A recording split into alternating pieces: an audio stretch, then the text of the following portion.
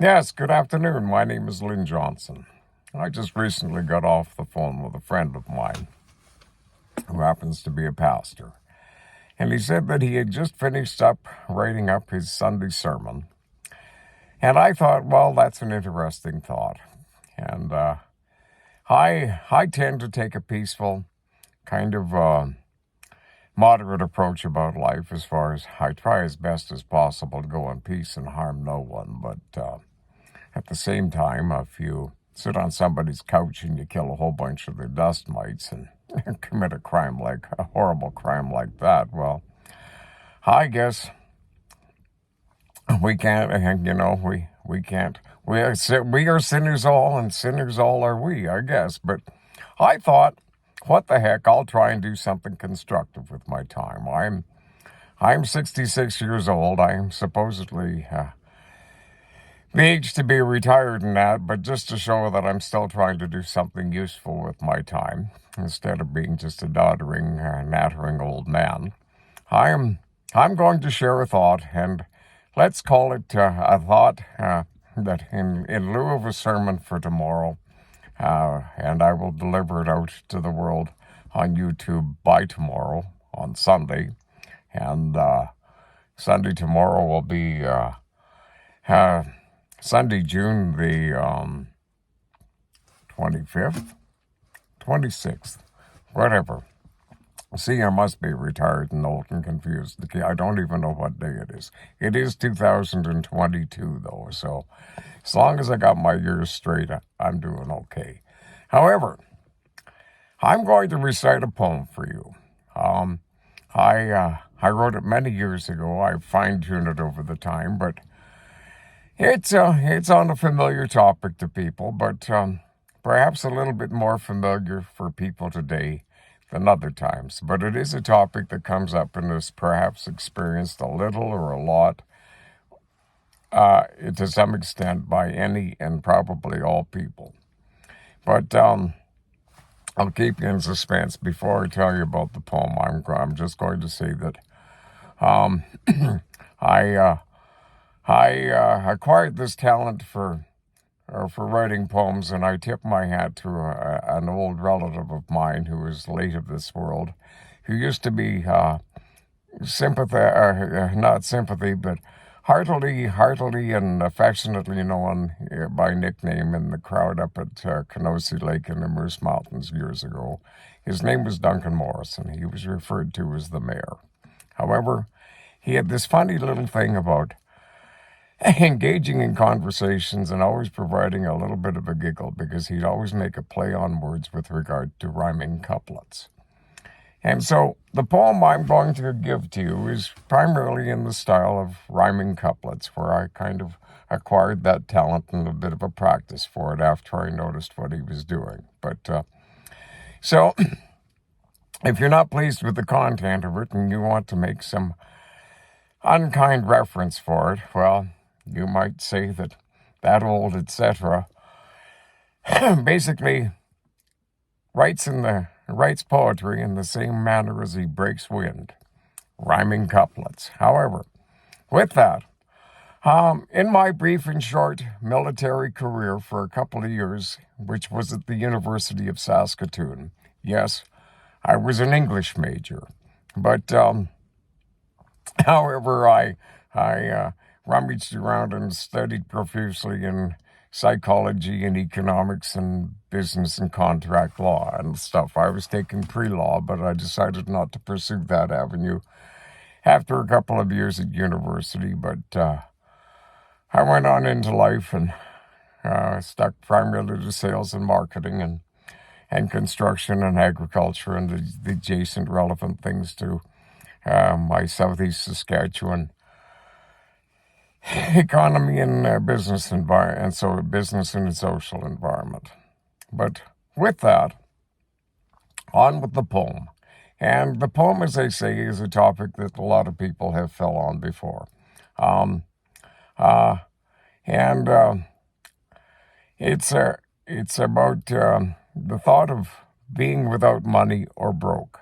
Now, it doesn't matter whether you have no money or if you're the richest man in the world. or richest woman in the world.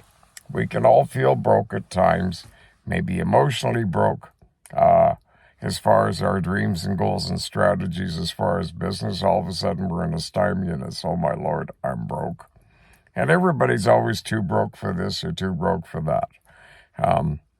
So we live in a world of abundance, but, well, we never seem to have enough. But the Lord is my shepherd, I shall not want. No, because my name is Elon Musk. I have everything. So, and however, but no, my name is not Elon Musk. However, I wrote this song called, affectionately known by two names, The Man Without Money, and the other name that I prefer to call it by is The Joke on You. And without further ado, I will go into it, and I will recite it in its present format. I've been fine-tuning and touching it up for many years, but now, after all these years, I feel it is time to impose upon the world and punish them and share my thoughts with you. But if it strikes a good chord, or it helps you in some way, then my intention of sharing a good thought with the world, as pastors and ministers and men and ladies of the clergy, and just good-hearted people do, they share good thoughts to help to be a little constructive and a little bit caring towards our fellow woman and man. So here we go. The Man Without Money, or Is the Joke on You? Just a second, I've got to clear the pipes. Here we go. Hope nobody saw the logo, unless somebody wants to pay for the endorsement. Oh, what the heck. Maybe I'll become rich and famous. But if I do, no, I won't buy a Tesla. Apparently, there's no trade-in value on them. If once the batteries are wore out, they're so integrated into the construction of the car, you can't replace them or reboot them when it's done. It's basically a lawn ornament. So, however, that being said, unlike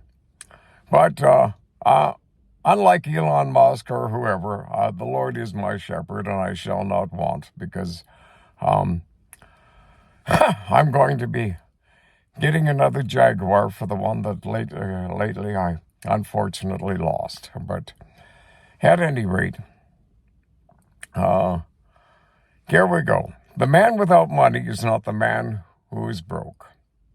Not like the man who can't laugh at a well-meaning joke. People will eat, and people will drink, and people will drink and smoke. Some will even deprive or indulge until they nearly choke. Others might lie, cheat, steal, confront, or deliberately provoke, looking to answer the questions that life can invoke. I think there is truth in these words which are spoke. It is always best to focus one's personal talents on that which gives life timing, truth, honor, coordination, just cause and intent, harmony with love, and balance. So please realize there's nothing that badly broke if you can still laugh at a well-meaning joke. And if you try the thought of these lines, if only for the heck of it, you'll find you'll never have to live life in spiritual deficit.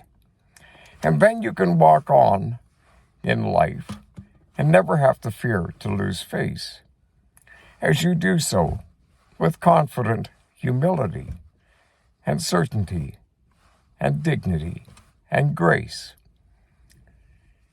And should you deal fairly with people, not with bullish tactics and greed, the reputation that comes to precede you will be your true fortune indeed. So please realize there's nothing that badly broke if you can still laugh at a well-meaning joke. And for those that don't believe these lines to be possibly true, I tell you, my friend, the joke is most certain on them, not on me, not on you. And with that, folks,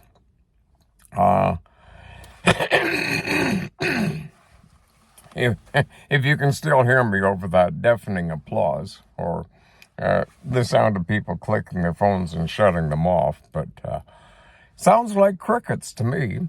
But with that, who knows? Maybe that little thought for people, if they're broke for whatever reason, or too broke for whatever, or emotionally broke or whatever. Well, there's nothing that badly broke if you can still laugh at a well-meaning joke. So, with that, I'm going to say that if you do deal fairly with people instead of bullish tactics and greed, the reputation that does come to precede you should become your true fortune, indeed. So, on the merits of that, let's to see if there's any truth to this rumor. I'm going to put this out on YouTube, and we'll see if it strikes a chord with people. And who knows? Maybe like the old song, they're going to put me in the movies. They're going to make a big star out of me, the biggest fool to ever hit the big time. And all I got to do is act naturally. But I don't think I have a chance of ever being rich or famous or being a movie star, because I have some people around telling me that I don't have the looks for it. They say I look too much like George W. And everybody knows he's too nice and straight a guy to ever be hang out and really feel that comfortable in Hollywood. But he was a very smart president. I'm a Canadian, but I have to admire George W. Bush, because he probably said one of the most intelligent things that a president has ever said. And it all goes back, it always goes back to the incident when he was laying on his back on the couch and he was eating a cookie, and he had a very close and near-to-death situation as far as a choking incident. And he was quizzed about that on a talk show one night, and I can't remember the nature of the question exactly or who the talk show host was, but I think he was inquiring, did you learn anything from that? And he says, well, my mother always told me never to do that, and basically I did learn this. Always listen to your mother. And with that, I will be on my way. Not that my mother is calling, but she always told me years ago that it's best to quit before you really start boring the crowd. So with that, I hope you like the poem. And keep those cards and letters coming in. And in the meantime, my very best regards. And with that, we'll see you on Sunday. And as Red Skelton used to say on the show, may God bless and have a good night.